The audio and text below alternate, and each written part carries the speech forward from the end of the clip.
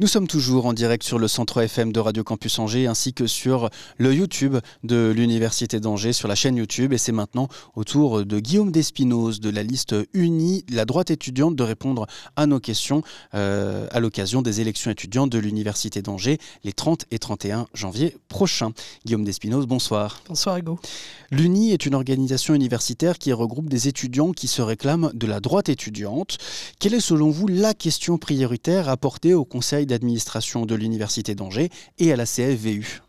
Bien, nous, notre priorité et l'enjeu qui, pour nous, est important sur ces élections, c'est la suppression de la CVEC, dont vous avez déjà pas mal parlé. Cette contribution à la vie étudiante et de campus, je le rappelle, c'est une taxe de 100 € que doivent payer chaque année en début d'année les étudiants. Et nous, à l'Uni, nous trouvons qu'elle revêt un caractère opaque. Il y a une certaine opacité parce que déjà les universités, elles n'ont pas l'obligation de faire un rapport sur l'utilisation de cette taxe. Et puis ensuite, depuis sa mise en place en 2018, le ministère de l'Enseignement supérieur n'a jamais émis de données, qu'elles soient quantitatives ou qualitatives, sur l'usage de cette taxe. Et cela, malgré plusieurs demandes faites par la Cour des comptes et par le fait que le ministère a été pointé du doigt par le Sénat. Ensuite, nous trouvons qu'elle est injuste puisque tous les étudiants ne bénéficient pas de la même manière de cette redevance, puisque cette taxe elle est censée effectivement contribuer à la vie étudiante et de campus, notamment les étudiants en IUT qui en bénéficient beaucoup moins. Et puis ensuite, à l'Uni, nous trouvons que cette taxe, elle sert de vecteur idéologique, notamment pour financer des petits groupes d'extrême gauche ou des événements qui n'ont pas leur place à l'université. Par exemple ? Je prends l'exemple, le 20 ou 21 décembre dernier a eu lieu ici même sur le campus de Belle-Beille une loterie de Noël animée par des drag queens et financée par la CVEC. L'événement en soi peut faire l'objet de débats, mais c'est surtout qu'il est financé par l'argent des étudiants. Et c'est ça qui nous embête le plus. Mais porté par des organisations étudiantes. Oui, peut-être, mais cet argent il pourrait servir différemment pour des choses en fait bien plus utiles. Le tout premier point de votre profession de foi, c'est justement autour de la CVEC. Comment comptez-vous imaginer l'avenir de la culture à l'Université d'Angers si la CVEC était amenée à disparaître ?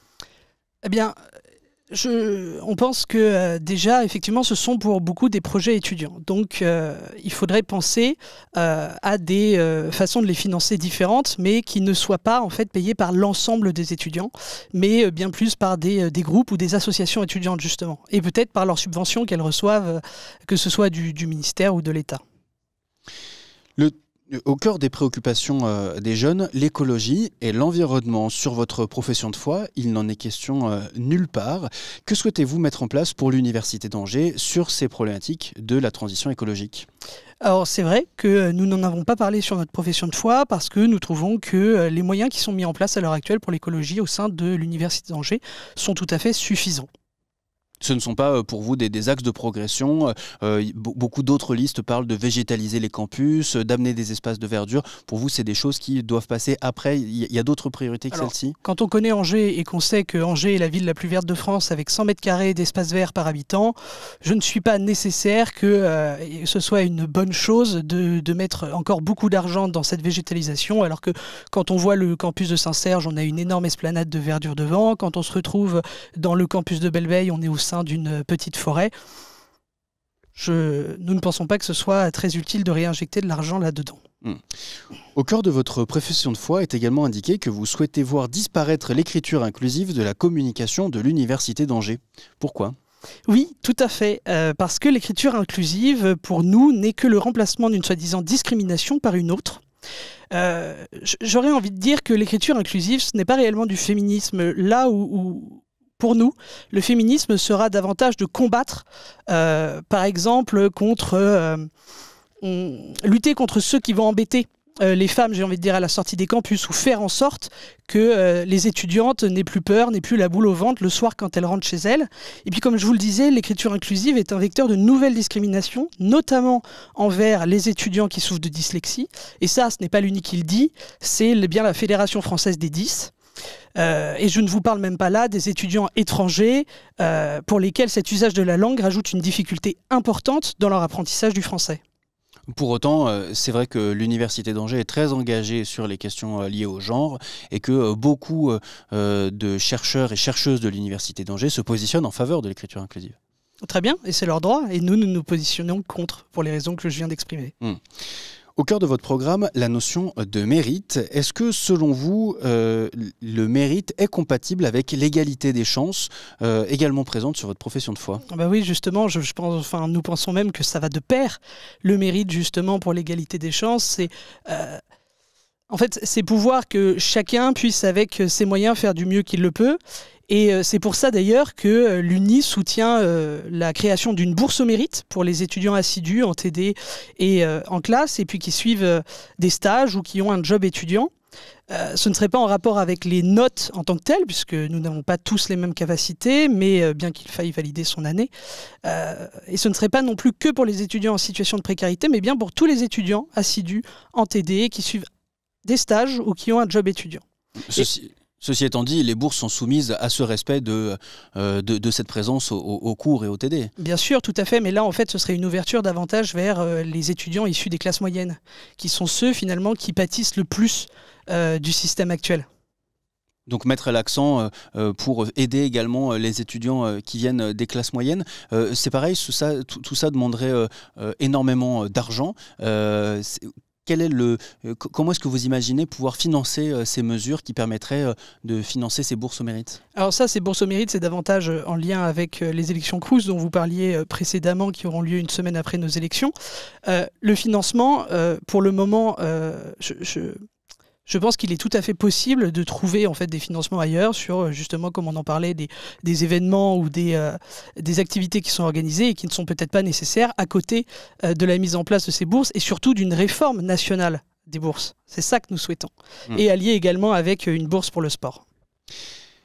Dans votre profession de foi, il y a des choses très concrètes qui sont présentes par ailleurs, mais c'est l'occasion, dans d'autres programmes, mais c'est l'occasion d'en parler avec vous. Tout le monde parle des parkings à vélo. Qu'est-ce qui se passe dans les parkings à vélo à l'Université d'Angers ? Je pense que c'est une difficulté alors, qui n'est peut-être pas tant liée aux parkings en eux-mêmes, mais surtout à l'insécurité, puisque de ce que j'ai vu, nous avons reçu beaucoup de mails de l'administration d'Angers pour prévenir de vols de vélos, notamment sur le campus Saint-Serge, je crois. Donc je pense que déjà la difficulté elle vient de là, et puis ensuite les parkings à vélo c'est très important puisque énormément d'étudiants se déplacent et viennent à la faculté en vélo, et on voit souvent les parkings totalement bondés. Donc effectivement, si on pourrait les améliorer, les remplacer pour davantage de parkings à vélo. Vous proposez également de mettre en valeur, je vous cite, davantage mettre en valeur les sites de Cholet et Saumur. Est-ce que vous avez l'impression que pour l'instant ce n'est pas assez le cas ? Écoutez, j'ai un exemple assez concret qui me vient de l'année dernière ou d'il y a 2 ans. Nous suivions un cours à l'Université d'Angers en présentiel avec notre professeur, et ce cours était dans le même temps retransmis en distanciel par visioconférence sur le site de Cholet. J'avais été assez surpris et assez choqué parce que, on le sait, suivre des cours en présentiel n'a pas du tout suivre des cours en distanciel n'ont pas du tout la même qualité d'apprentissage que de suivre des cours en présentiel. Donc c'est pour ça que oui, il faut effectivement mettre davantage en valeur nos sites délocalisés qui sont très importants, qui sont une chance pour l'Université d'Angers et qu'on ne met pas assez en valeur. Guillaume Despinoz, il vous reste à peu près 2 minutes 30 pour conclure le propos. Et si vous le souhaitez, je vous laisse ce temps de parole pour préciser votre pensée, vous adresser directement aux étudiants et étudiantes. Alors, il y a un point aussi de notre profession de foi qui était important, c'est la professionnalisation. Puisque notre objectif, il est de permettre aux étudiants de trouver facilement un emploi dès la fin de leurs études. Et pour cela, nous souhaitons améliorer et étendre les banques de stages dans l'ensemble des secteurs de formation, former davantage de partenariats pour cela avec des personnes privées, mais également avec des personnes publiques, telles que la région ou les collectivités territoriales. Et bien sûr, bien entendu, conserver le modèle professionnalisant de nos IUT, donc conserver pour cela leurs stages, leurs petits effectifs et leur sélection. Alors, notre objectif principal à l'UNI, il va être de redonner du pouvoir d'achat aux étudiants, notamment, comme je le disais, au travers de la suppression de la taxe étudiante CVEC. C'est pourquoi nous défendons les étudiants issus des classes moyennes qui sont trop exclus du système actuel. Et pour cela, nous souhaitons instaurer, comme je vous le disais précédemment, des bourses au mérite pour les étudiants assidus ou salariés. Alors, l'UNI, elle est aujourd'hui la seule force de droite présente à ces élections des conseils centraux de l'Université d'Angers, qui auront lieu, je le rappelle, les 30 et 31 janvier prochains.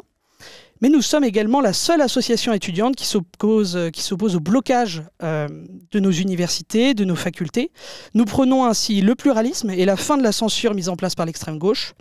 Tout cela, bien sûr, s'inscrit pour nous dans une volonté de préserver un climat de travail et d'études studieux et paisibles dans notre université d'Angers. Je vous remercie. Merci beaucoup Guillaume Despinoz d'avoir répondu à nos questions. C'est la fin de ces échanges avec les représentants des listes étudiantes candidates à l'élection au conseil d'administration de l'Université d'Angers et à la CFVU. Un grand merci à l'Université d'Angers pour son aide. Un grand merci également à tous les candidats de s'être prêtés à l'exercice. On vous rappelle, les élections étudiantes, c'est les 30 et 31 janvier 2024. Le dernier taux de participation, à peu près 6%. On compte sur vous pour faire mieux. Allez voter, c'est important. Toutes les professions de foi sont évidemment disponibles sur le site internet de Radio Campus Angers, le www.radiocampusangers.com et sur le site internet de l'Université d'Angers. Restez bien à l'écoute du 103 FM et surtout n'oubliez pas, les bonnes ondes, c'est pour tout le monde.